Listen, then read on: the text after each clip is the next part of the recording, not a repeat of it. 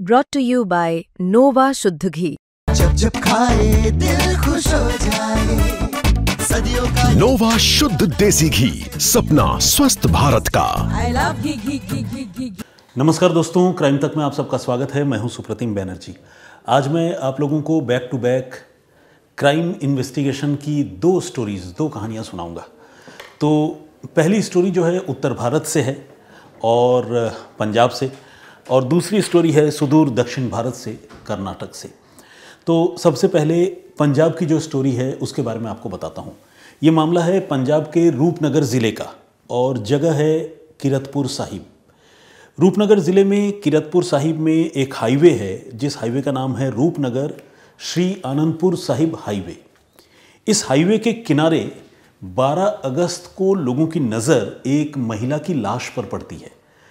ये लाश बिल्कुल बिना कपड़ों के है, मतलब टोटली एक न्यूड बॉडी है, और इसे देखकर लोग ठिठक जाते हैं। लोगों को लगता है कि शायद कोई सेक्सुअल ऑफेंस वाली बात होगी जिसके बाद मर्डर हुआ होगा, तभी कपड़े जिस्म से नदारद हैं। फ़ौरन पुलिस को इत्तला दी जाती है और जो रूपनगर की पुलिस है वो मौके पर पहुंचती है।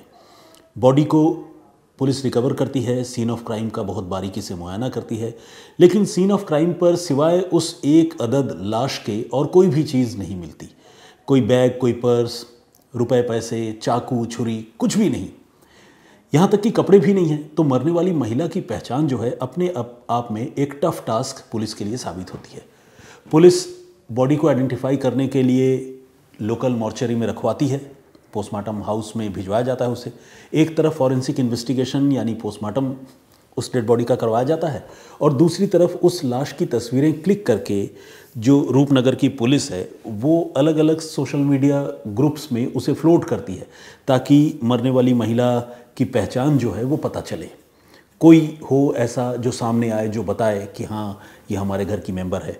और इस कोशिश में पुलिस को 3 दिन बाद जाकर कामयाबी मिलती है, यानी 15 अगस्त के दिन, आज़ादी का दिन हम मनाते हैं। 15 अगस्त को हिमाचल प्रदेश के लाहौल स्पीति के उधोपुर नाम की एक जगह से एक आदमी सोशल मीडिया में इन तस्वीरों को देखता है और उसके बाद रूपनगर पुलिस से आकर कांटेक्ट करता है। इस आदमी का नाम है राम सिंह। वो ये बताता है कि जो डेड बॉडी की तस्वीरें आप लोगों ने सोशल मीडिया में डाली है वो मेरी ही वाइफ है, नाम है कल्पना, और मैं तो सोच नहीं पा रहा हूँ कि मेरी वाइफ इस हाल में सड़क के किनारे कैसे आप लोगों को पड़ी मिली, कैसे उसकी मौत हुई, हत्या कैसे हुई, और मेरी बेटी कहाँ है 3 साल की, मुझे वो भी, उसकी भी बड़ी फिक्र हो रही है। तो उसकी हालत देखकर पुलिस समझती है कि ये मामला जेन्युइन है, और वो आदमी बेसाख्ता रो रहा था, दुखी था। उसकी बीवी तो चली गई थी, बेटी कहाँ है इसको लेकर भी वो बहुत वरीड था। तो पुलिस ने उससे पूछा कि आखिर आपकी अपनी बीवी से आखिरी बार कब बात हुई थी और वो कहाँ गई थी जिसके बाद वो नहीं लौटी। तो उसने कहा कि देखिए, मेरी वाइफ जो है आज से कई रोज़ पहले यानी 4 अगस्त को घर से निकली थी, और वो कुल्लू जाने की बात कह के घर से निकली थी। कुल्लू भी हिमाचल प्रदेश में ही है, आप सबको पता है। और कुल्लू में उसे किसी डॉक्टर को दिखाना था, ट्रीटमेंट के लिए वो कुल्लू गई थी, और अपने साथ 3 साल की हमारी जो बेटी है उसे भी लेकर गई थी। बीच में मोबाइल फ़ोन पर उससे मेरी बातचीत होती रही, लेकिन इसके बाद उसका मोबाइल फ़ोन भी जो है वो अनट्रेस्ड हो गया और मेरा उससे संपर्क टूट गया। मैं बहुत परेशान था और मैंने लोकल पुलिस को भी इसके बारे में जानकारी दी थी, और लेकिन उसका कोई पता नहीं चला। और अब ये जानकारी आप लोगों से मिली है कि मेरी पत्नी की हत्या कर दी गई है। तो पुलिस ने उससे सारी कहानी सुनी, पुलिस ने सारी बात समझी। अब चूंकि मरने वाली महिला की पहचान पता चल चुकी थी, उसका नाम कल्पना था, उसका पति जो है उसको आइडेंटिफाई कर चुका था, तो फिर पुलिस ने कल्पना का मोबाइल नंबर हासिल किया, और मोबाइल नंबर हासिल करने के बाद पुलिस ने उसका जो कॉल डिटेल रिकॉर्ड होता है वो भी पुलिस ने चेक किया, और साथ ही उस मोबाइल फ़ोन की जो लोकेशंस है लास्ट टाइम में जहाँ जहाँ भी रही, उन सारी चीज़ों को पुलिस ने बहुत माइन्यूटली चेक किया, उसकी जांच की। और जब पुलिस ने उसके मोबाइल फ़ोन की जांच की तो पुलिस ने ये देखा कि उस महिला की एक आदमी के साथ फ़ोन पर बातचीत हुई थी 4 तारीख को ही फ़ोन पर, और उसके बाद वो आदमी और ये महिला ये दो लोग लगातार एक साथ ट्रैवल कर रहे थे। वो दिल्ली आए, मोबाइल फ़ोन की लोकेशन ये बता रही थी, फिर दिल्ली के बाद वो लोग बिहार के सुपौल गए और फिर वहाँ से वापस नॉर्थ इंडिया आए और रूपनगर में कीरतपुर साहिब जो जगह है वहाँ पर फाइनली आने के बाद इस महिला का मोबाइल फ़ोन जो है वो स्विच ऑफ हो गया। लेकिन इससे पहले वो दोनों मोबाइल फ़ोन एक साथ दिख रहे थे। पुलिस को इन्वेस्टिगेशन में, सर्विलांस में वो चीज़ें नज़र आ रही थी। तो जब पुलिस ने ये देखा तो पुलिस ने फिर उस मोबाइल नंबर का जो ओनर है, जो उस मोबाइल नंबर को यूज़ करता है, उस आदमी की पुलिस ने पहचान पता की। वो आदमी बेसिकली एक ट्रकर था, ट्रक ड्राइवर, और वो जम्मू कश्मीर के कठुआ का रहने वाला था। पुलिस ने इस आदमी को हिरासत में लिया, उससे पूछताछ की। इसका नाम है बलविंदर सिंह। और जब बलविंदर सिंह से पूछताछ हुई तो पता चला कि बलविंदर अकेला नहीं बल्कि बलविंदर के साथ एक और महिला थी जिसका नाम है रूबी। तो बलविंदर इस तरह से रूबी को लेकर और साथ में कल्पना को लेकर, इन दोनों को लेकर जो है वो पहले दिल्ली गया था और दिल्ली से सुपौल गया था। अब सवाल है कि कल्पना जो घर से इलाज करवाने के लिए निकली थी वो रैंडमली किसी बलविंदर सिंह नाम के आदमी के साथ दिल्ली और फिर वहाँ से बिहार क्यों चली गई? तो इसका जवाब पुलिस ने दिया। अब से कुछ देर पहले मैंने रूपनगर पुलिस से बातचीत की, उनके एसपी डिटेक्टिव से मेरी बात हुई।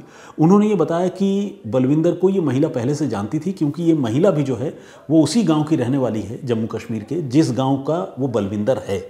और बलविंदर के साथ इस महिला की कोई पुरानी रंजिश थी और बलविंदर अपने मन में इस महिला के प्रति खुंदक रखता था, गुस्सा रखता था। लेकिन इस महिला को बलविंदर के मन में पल रहे उस गुस्से के बारे में या खुंदक के बारे में जानकारी नहीं थी। तो ये महिला बलविंदर पर भरोसा करती थी और ये मानकर और ज़्यादा भरोसा करती थी कि वो मेरे ही गांव का रहने वाला है। बलविंदर इत्तेफाक से जब उस रोज़ ये लाहौल स्पीति से निकली तो बलविंदर उसे रास्ते में ही मिल गया। फ़ोन पर उससे पहले इन दोनों की बातचीत हुई थी और ये महिला चूँकि डेली नीड्स को मीट करने में, घर के खर्चे चलाने में काफ़ी संघर्षों से गुजर रही थी, उसका पति भी स्ट्रगल करता है, तो ये महिला काम की तलाश में थी। तो बलविंदर ने उसे कहा कि ठीक है चलो दिल्ली चलते हैं, मैं दिल्ली जा रहा हूँ, मेरे साथ रूबी भी है और दिल्ली में हम कोई काम ढूंढेंगे। अगर काम मिल गया तो बहुत अच्छी बात है, वरना फिर मुझे बिहार जाना है, बिहार में भी एक आध कनेक्शन है, वहाँ भी पता करेंगे, और अगर काम मिल गया तो बढ़िया, वरना फिर वापस आएंगे। तो बलविंदर के ये कहने पर ये जो महिला है जो कातिल का शिकार बनी बलविंदर का, कल्पना, वो उसके साथ जाने के लिए तैयार हो गई। और फिर ये तीनों लोग, यानी बलविंदर, कल्पना और रूबी नाम की एक और महिला, ये तीनों लोग वहाँ से निकले। इनके साथ, कल्पना के साथ उसकी 3 साल की बेटी भी थी। पहले ये दिल्ली आए, दिल्ली से ये बिहार के सुपौल गए और इन दोनों ही जगहों पर उन्होंने जॉब अपॉर्चुनिटीज़ टैप करने की कोशिश की, तलाशने की कोशिश की, लेकिन कामयाबी नहीं मिली। तो फिर वो वापस आ गए। लेकिन वापस आने के बाद रूपनगर के कीरतपुर साहिब में बलविंदर को जब सही मौका हाथ लगा और रूबी उसके साथ उस समय नहीं थी, तो फिर बलविंदर ने मौका देखकर बीच रास्ते में ही सुनसान जगह पर कल्पना की गला घोंट कर हत्या कर दी और उसके सिर पर किसी भारी चीज़ से वार भी किया। उस चोट के निशान भी पोस्टमार्टम रिपोर्ट में सामने आए। और ये सब करने के बाद, चूँकि कल्पना तो घर से अचानक निकली थी, प्लान ट्रिप नहीं था, तो कल्पना के पास कपड़े नहीं थे और इतने दिनों तक वो जो घूम रही थी तो कल्पना ने रूबी के कपड़े पहन रखे थे। अब बलविंदर को ये लग रहा था कि अगर रूबी के कपड़ों के साथ कल्पना की लाश यहाँ पड़ी हुई मिले, कल को पुलिस इस मामले की जांच करे, तो उन कपड़ों के सहारे तो पुलिस रूबी को आइडेंटिफाई कर लेगी, क्योंकि कुछ ना कुछ एविडेंस या क्लू ये पता चल जाएगा कि ये कपड़े किसके हैं। तो वो रूबी को बचाने के लिए और खुद पकड़े जाने से बचने के लिए उसने क्या किया, कत्ल करने के बाद कल्पना के शरीर पर जो भी कपड़े थे उन कपड़ों को निकाल कर वो अपने साथ ले गया और बिल्कुल न्यू डेड बॉडी उसने सड़क के किनारे फेंक दी। अब रही बात उस 3 साल के बच्ची की, तो 3 साल की बच्ची को वो अपने साथ लेकर गया और उसने उस बच्ची को कठुआ इलाके में ऐसे ही एबंडन बीच रास्ते में छोड़ दिया। वो 3 साल की बच्ची जो है भटकती रही और इधर उधर परेशान होती रही। लोगों ने बाद में उसको रोते हुए देखा और पुलिस को जानकारी दी। फिर उस बच्ची को एक सेफ हाउस में रखा गया। इस बीच जब कल्पना की मौत की बात सामने आ गई और कत्ल का खुलासा हो गया, पहचान उसकी हो गई, तो उसके पति ने जो है उस बच्ची के बारे में पुलिस वालों से पूछा। तो जब पुलिस ने और इन्वेस्टिगेट किया और बलविंदर जब पकड़ा गया तो पता चला कि उसने बच्ची को कठुआ में ही छोड़ दिया था। तो फिर बच्ची को उन्होंने वहाँ से, जहाँ सेफ हाउस में उस बच्ची को रखा गया था, वहाँ से उन्होंने बच्ची को लिया और फिर जो पीड़ित आदमी है जिसकी पत्नी की हत्या हुई है, राम सिंह, उसको उसकी बच्ची उसके हवाले कर दी। तो इस तरह से एक ब्लाइंड मर्डर का मामला, एक ऐसा मामला जिसमें महिला के जिस्म पर एक जोड़ी कपड़े तक नहीं थे, उस केस को पुलिस ने सॉल्व करने में कामयाबी हासिल की, लेकिन इसके लिए पुलिस को काफ़ी पापड़ बेलने पड़े। और एक महिला जिसने अपने ही गांव के एक आदमी पर भरोसा किया, लेकिन वो उससे खुंदक या दुश्मनी रखता था, उस दुश्मनी ने और इसके भरोसे ने उसकी जान ले ली, उसकी मौत की ये वजह बनी। एग्जैक्ट इनके बीच में एनिमिटी किस बात को लेकर थी, ये पुलिस ने अभी क्लियर नहीं किया है। तो ये ऑनगोइंग स्टोरी है, पुलिस इस मामले को अभी इन्वेस्टिगेट कर रही है। हालांकि पुलिस को ये बात पता चल गई होगी कि दुश्मनी क्या है, लेकिन पुलिस ने अभी मीडिया से वो बात साझा नहीं की है। तो ये थी पहली कहानी। इस पर आप जो भी सोचते हैं, जो आपका पॉइंट ऑफ व्यू है, मुझसे शेयर कीजिएगा। अब आइए दूसरी कहानी जो कर्नाटक की है उसके बारे में बात करते हैं। कर्नाटक में एक जगह है विजयपुरा, और इस विजयपुरा में एक टाउन है जिसका नाम है इंडी टाउन। इस इंडी टाउन में एक परिवार रहा करता था। परिवार के मुखिया का नाम है बीरप्पा और उसकी पत्नी का नाम है सुनंदा और 2 छोटे छोटे बच्चे। बेसिकली बीरप्पा जो है वो इंडी टाउन के पास में ही एक गांव है, उस गांव का रहने वाला था। लेकिन हाल के दिनों में चूंकि उस पर लोन बहुत ज़्यादा हो गया था, तो उसने गांव में अपनी ज़मीन वगैरह बेची और फिर लोन चुकाने के बाद जो बाकी पैसे बचे, उन पैसों के साथ वो शिफ्ट कर गया इंडी टाउन में और अपनी पत्नी और बच्चों के साथ रह रहा था। सब कुछ ठीक चल रहा था। ज़िंदगी में थोड़ी बहुत और छोटी मोटी परेशानियां तो होती हैं, लेकिन 31 अगस्त की रात को इस परिवार के ऊपर एक बड़ा संकट आया। 31 अगस्त और 1 सितंबर की दरमियानी रात को, यानी इस महीने का पहला दिन और पिछले महीने का आखिरी दिन, उसकी मिडनाइट को बीरप्पा जब अपने घर में सोया हुआ था, तो अचानक रात को तकरीबन 12:30 बजे उसने ये देखा, महसूस किया कि कोई उसके सीने के ऊपर चढ़ के बैठ गया और उसका गला घोंट रहा है। और वो आदमी अकेला नहीं था, वो आदमी तो गला घोंटकर उसकी जान लेने की कोशिश कर ही रहा था। उस कमरे में एक और भी आदमी मौजूद था जो उसके प्राइवेट पार्ट पर अटैक कर रहा था, और ये बहुत ब्रूटल अटैक था जिसमें उसको बड़ी तकलीफ हो रही थी। और वो ये समझ गया, जैसे ही उसकी नींद खुली, समझ गया कि उसकी हत्या करने की कोशिश हो रही है। जब उसकी आंख खुली, अंधेरा तो था कमरे में लेकिन थोड़ी बहुत रोशनी थी, तो जब उसकी आंख खुली तो उसने देखा कि उसकी जो पत्नी है सुनंदा, वो बगल में बहुत कूलली खड़ी है, एकदम शांत, और देख रही है। बीरप्पा हैरान हो गया कि घर में 2 लोग घुसकर मेरी जान लेने की कोशिश कर रहे हैं और तुम मदद नहीं कर रही हो।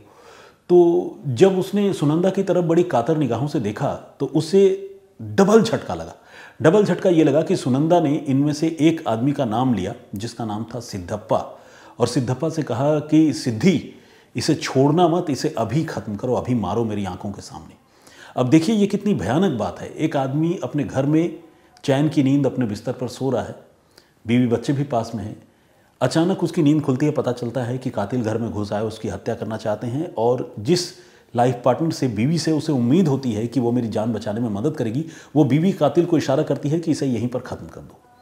ये देखकर बीरप्पा जो है नर्वस तो होता ही है, घबरा जाता है, लेकिन जान बचाने की वो आखिरी कोशिश करता है और बहुत ज़ोर से झटका देकर इन दोनों कातिलों को अपने ऊपर से गिराने में कामयाब हो जाता है। एक कातिल रेफ्रिजरेटर में जाकर टकराता है और रेफ्रिजरेटर नीचे पलट जाता है। दरवाज़ा खुल जाता है रेफ्रिजरेटर का, और रेफ्रिजरेटर जैसी भारी भरकम चीज़ का नीचे गिरने का जो साउंड होता है, उसके लिए इंग्लिश में एक टर्म भी है, थर्ड साउंड, थर्ड। तो वो जो थर्ड साउंड होता है, उस साउंड की वजह से आसपास के लोगों की, और ख़ासकर जिस मकान में रहते थे उसके साथ में ही मकान मालिक भी रहता था, ये किराए के मकान में रहते थे, वो उनकी नींद खुल जाती है। वो सारे लोग शोर शराबा और ये साउंड वगैरह सुनकर इनके घर आते हैं और इनके घर का दरवाज़ा खुलवाने में वो कामयाब हो जाते हैं। सुनंदा दरवाज़ा नहीं खोलती है, लेकिन जो 2 छोटे छोटे बच्चे हैं उसमें से 8 साल का एक बेटा है छोटा सा, उस मासूम को नहीं पता होता है कि घर के अंदर क्या कॉन्स्पिरेसी, क्या साजिश चल रही है। उसे लगता है कि पापा पर कुछ लोगों ने हमला कर दिया। वो दरवाज़ा खोल देता है और दरवाज़ा खोलते ही ये जो कातिल घर में घुस आए थे वो वहाँ से तेज़ी से निकल जाते हैं, और इस तरह से बीरप्पा की जान बच जाती है। और सुनंदा वहाँ ड्रामा करने लगती है कि अरे ये कौन आ गए, मर्डर करने की कोशिश हो गई, ये हो गई। अपने पड़ोसियों को वो गुमराह करने की कोशिश करती है। पति को तो गुमराह नहीं कर सकती क्योंकि पति घर के अंदर था और उसने सब कुछ अपनी आंखों से देखा था। अब इस मामले में बात पुलिस तक पहुंचती है क्योंकि घर में घुसकर कत्ल की कोशिश जैसी भयानक वारदात हुई है, और पुलिस जो है इस मामले में केस रजिस्टर करती है। बीरप्पा को घातक चोटें आती हैं और उसे अस्पताल में भर्ती होना पड़ता है। पुलिस को वो बयान में पूरी कहानी बताता है। पूरी कहानी यूँ है, वो बताता है कि मेरी वाइफ सुनंदा का तकरीबन 2.5 सालों से मेरे गांव में हमारे पड़ोस में रहने वाले सिद्धप्पा नाम के एक आदमी से अफेयर चल रहा है और वही आदमी आधी रात को मेरे घर घुस आया था अपने किसी और साथी के साथ जिसने अपने चेहरे पर कपड़ा बांध रखा था और इन दोनों ने मिलकर मेरी हत्या करने की कोशिश की और हत्या मेरी बीवी खुद करवा रही थी। ये तहरीर, ये बयान जब वो पुलिस को देता है तो पुलिस इस मामले में केस रजिस्टर करती है। कोई बहुत इन्वेस्टिगेट करने की बात नहीं है क्योंकि पब्लिक व्यू में सबके सामने ये चीज़ हुई है, पड़ोसी भी इस बात की गवाही देते हैं। तो इसके बाद पुलिस फ़ौरन सुनंदा को अरेस्ट कर लेती है। इधर सुनंदा गिरफ्तार होती है और सिद्धप्पा और बाकी एक और जो लड़का था उसकी तलाश पुलिस शुरू करती है। लेकिन इससे पहले कि सिद्धप्पा को पुलिस गिरफ्तार कर पाती, सिद्धप्पा का एक वीडियो उस लोकल एरिया में सोशल मीडिया में फ्लोट होने लगता है। इस वीडियो में वो ये बताता है कि बीरप्पा के कत्ल की कोशिश से उसका कोई लेना देना नहीं है, वो इनोसेंट आदमी है और उसे गुमराह करके, उसे ल्यूर करके बीरप्पा की पत्नी सुनंदा ने ही अपने घर बुलाया था और सुनंदा ने ये कहा था कि जैसे भी हो इसको तुम्हें ख़त्म करना है। मेरा इस मामले में कोई रोल नहीं है, मैं ख़त्म नहीं करना चाहता था, लेकिन सुनंदा चाहती थी और सुनंदा ने ये कहा था कि आने वाले 3 महीनों के अंदर वो मेरे साथ शादी रचाएगी और हम लोग पति पत्नी की तरह रहेंगे। तो उसका ये कहना था कि मैं इनोसेंट हूँ और इस मामले में सुनंदा अब मुझे फंसाने के लिए झूठ बोल रही है। उसका ये भी कहना था कि अगर मैं पुलिस को जाकर सारी बातें सच सच बताता हूँ तो भी पुलिस मेरी बातों पर यकीन नहीं करेगी क्योंकि जो हमारा लॉ है, कानून जो है वो प्रो विमेन है, महिलाओं का सपोर्ट करता है हमारा कानून और मुझे इंसाफ नहीं मिलेगी। और ऐसे में अगर मैं अपने आप को ख़त्म कर लेता हूँ तो मेरी इस मौत की जिम्मेदारी जो है वो सुनंदा की होगी क्योंकि सुनंदा ने डबल क्रॉस किया है और मेरे साथ धोखा किया है। अब ये बात अपने आप में शॉकिंग तो थी। शॉकिंग इसलिए था क्योंकि एक ऐसा आदमी जो कत्ल की कोशिश करता है, जो एविडेंट है, सबके सामने ये बात हुई है और जिसकी कत्ल की कोशिश होती है वो बच जाता है और वो देखता है कि मेरे कत्ल की कोशिश कौन कर रहा है, तो वो आदमी भी अपने आप को बेगुनाह बताने की कोशिश कर रहा है। तो ये तो बात खैर सरासर गलत है, वो बेगुनाह तो बिल्कुल नहीं था, लेकिन इतना ज़रूर था कि वो अपनी गर्लफ्रेंड और बीरप्पा की जो पत्नी है सुनंदा, उसके बिट्रेयल से जो है वो परेशान हो गया। उसको ये लगने लगा कि सुनंदा ने मुझे फंसा दिया और ख़ुद जो है आने वाले दिनों में बच जाएगी। बेशक वो अभी अरेस्ट हो गई है, लेकिन उसने चूंकि सारा दोष मेरे मत्थे मढ़ दिया है तो अब मैं आज नहीं तो कल पकड़ा जाऊंगा और फंस जाऊंगा। तो ये सब सोचते हुए उसने वो वीडियो बनाया था और वीडियो बनाने के बाद अभी पुलिस उसको ढूंढ ही रही थी। तब तक 10 अगस्त को, यानी आज जब मैं ये स्टोरी आप लोगों के सामने लेकर आया हूँ, 11 तारीख है आज, 10 अगस्त को उसकी बॉडी गांव के बाहर एक पेड़ से लटकती हुई मिली और वो बॉडी बिल्कुल डिकम्पोज्ड हो गई थी, यानी वो ख़राब हो गई थी, जिसे देखकर ये लग रहा था कि शायद सिद्धप्पा, जिसकी बॉडी वो है पेड़ से लटकती हुई, उसने जान दी है और उसकी जो मौत है वो उस घटना के फ़ौरन बाद 2 या 3 अगस्त को ही हो गई थी। 2 या 3 अगस्त को ही उसने वो एक्सट्रीम स्टेप ले लिया था जिसमें वो वीडियो बनाने के बाद खुद को उसने ख़त्म कर लिया। अब पुलिस ने इस मामले में सुनंदा को तो गिरफ्तार कर लिया है। सिद्धप्पा जो है वो एक वीडियो बनाकर अपने आप को ख़त्म कर चुका है, जान दे चुका है। एक और आरोपी जो सिद्धप्पा के साथ था उसकी पुलिस तलाश कर रही है। कुछ और लोगों के नाम बीरप्पा जो विक्टिम है उसने अपनी शिकायत में दर्ज कराया है, बताया है, उनके मामले में भी पुलिस इन्वेस्टिगेट कर रही है। तो इस तरह से ये एक ऐसा कॉम्प्लिकेटेड केस है जिसमें एक पत्नी बिल्कुल मेरठ के मुस्कान या इंदौर की सोनम रघुवंशी की तरह अपने पति का मर्डर प्लान करती है, लेकिन वो प्लान फेल हो जाता है। फेल होने के बाद पति तो बच जाता है, पत्नी जेल चली जाती है और जिस बॉयफ्रेंड के साथ मिलकर वो मर्डर प्लान करती है वो बॉयफ्रेंड जब खुद को फंसा हुआ महसूस करता है तो फिर वो अपने आप को ख़त्म कर लेता है। ये दूसरी स्टोरी है और एक रीसेंट ऑनगोइंग स्टोरी है, इसका इन्वेस्टिगेशन भी अभी चल रहा है। तो इन दोनों घटनाक्रमों पर आपकी क्या राय है? दोनों स्टोरीज़ बिल्कुल अलग अलग है, आप प्लीज़ हमें कमेंट करके ज़रूर बताइएगा और मैं फिर हाजिर हूँगा किसी और कहानी, किसी और वाक्य के साथ। लेकिन उससे पहले आइए जल्दी से कुछ लोगों के नाम और कमेंट्स पढ़ते हैं जो प्रीवियस स्टोरी मैंने आप लोगों को सुनाई थी। मैंने आप लोगों को बताया था कि किस तरह से बेंगलुरु में हैदराबाद में एक 14 साल के लड़के ने 10 साल की एक लड़की की घर में घुसकर तकरीबन 21 बार चाकू से हमला कर उसकी जान ली। एक छोटे से बच्चे ने इस घटना को क्यों अंजाम दिया, उसके पीछे की क्या मिस्ट्री है, अगर आप जानना सुनना चाहते हैं तो क्राइम तक के प्लेलिस्ट में जाकर आप उस स्टोरी को सुन सकते हैं। कुछ कमेंट्स पढ़ता हूँ। जोड़ीदार शायर ने कमेंट किया है और उन्होंने ये कहा है कि वो पोकलेन मशीन का ऑपरेटर हैं और अपना काम करते हुए मेरी और शमसर की कहानी सुनना वो पसंद करते हैं। बिल्कुल, बहुत अपने अच्छी बात बताई है। जब आप लोग अपने बारे में इस तरह की कुछ बात बताते हैं ना, तो मैं उन चीज़ों को विजुअलाइज कर पाता हूँ कि आप, ऑब्वियसली कोई भी कर पाता होगा, मैं भी करता हूँ, मुझे अच्छा लगता है कि आप कोई भी, जैसे आप पोकलेन ऑपरेटर हैं तो आप वो गाड़ी ड्राइव कर रहे होते हैं, काम कर रहे होते हैं और शायद स्पीकर पे या आपके कान में हेडफोन होता होगा, आप ये स्टोरीज सुनते होंगे। बहुत बढ़िया लगा आपका कमेंट पढ़ने के बाद। उमेश भूइया मेरे झारखंडी भाई हैं और ये बताते हैं कि सरिये का काम करते हुए वो 12 घंटे इस तरह की कहानी सुन लेते हैं। Thank you very much. और जगदीश चांडीगढ़ जी रेगुलर लिसनर हैं, कमेंट भी करते हैं। उन्होंने ये कहा है कि आजकल फ़ोन बच्चों के लिए कितना घातक हो रहा है और क्राइम के सीरियल किस तरह से बाल मन को प्रभावित करते हैं, उस घटना को सुनकर ये पता चलता है। आयशा कन्नू ने कमेंट किया है, बहुत ही दुखद घटना उन्होंने लिखी है और ये लखनऊ से हैं। बहुत बहुत स्वागत आपका। आयशा के अन्नू है, एनीवे इन्होंने अपना नाम लिखा है अन्नू लखनऊ। तो इसके अलावा हेमंत सोनी का कमेंट है, बहुत बहुत स्वागत आपका। मुकेश शर्मा जी का कमेंट है, जितेंद्र कुमार साहब का कमेंट है, अशोका शुक्ला रेगुलर कमेंट करती हैं या कमेंट करते हैं, उनका भी कमेंट आया हुआ है और उन्होंने कहा है कि सोशल मीडिया में जितने भी प्रकार के क्राइम सीन के बारे में चर्चा होती है ये उसका दुष्प्रभाव है। संतोष राणा ने कमेंट किया है, उन्होंने बताया कि वो कारपेंटर का काम करते हैं और स्मार्ट एटीट्यूड के नाम से एक आईडी है, उन्होंने ये बताया है कि वो टेलर का काम करते हैं और क्राइम तक का हर एपिसोड वो देखते हैं। वो मालदा पश्चिम बंगाल से हैं। क्या बात है। शम्स इब्राहिम साहब का भी कमेंट है और ये कहानी आपने पहले भी सुनाई है। नहीं, यहाँ पर मैं करेक्शन करना चाहूँगा, ये कराची पाकिस्तान से हैं हमारे दर्शक, इनका नाम है गुलशन, इन्होंने अपने बारे में बताया। ये कहानी मैंने तो नहीं सुनाई थी, लेकिन हाँ हमारी कलीग वर्नीता जो है इस स्टोरी के कुछ डिटेल्स के साथ जब ये घटना हुई थी तब आप लोगों के पास आई थी, लेकिन बाद में मैंने जब रिसर्च किया तो उस स्टोरी के बारे में कुछ और माइन्यूट और डिटेल जानकारी मुझे मिली, तो मुझे लगा कि मुझे वो स्टोरी आप लोगों को बतानी चाहिए। तो इसीलिए शायद आप लोगों को ये गुमान हो रहा है कि वो कहानी मैंने पहले सुनाई है या शमसर ने सुनाई है। शमसर ने भी नहीं सुनाई है। सुरेंद्र कुमार बिंद ने भी कमेंट किया है, बहुत बहुत स्वागत आपका। और इसके अलावा मुश्ताक शेख का कमेंट है। बहुत धन्यवाद आप सबका। मुझे इजाज़त दीजिए। और भी लोगों ने कमेंट किया है, सबके नाम और कमेंट्स एक दिन में नहीं पढ़ सकता। आज जो 2 कहानियाँ मैंने आपको सुनाई हैं, इस पर अपनी राय, अपना कमेंट ज़रूर दीजिएगा। मैं फिर हाजिर होऊंगा किसी और कहानी, किसी और वाक्य के साथ। तब तक के लिए जय हिंद, जय भारत।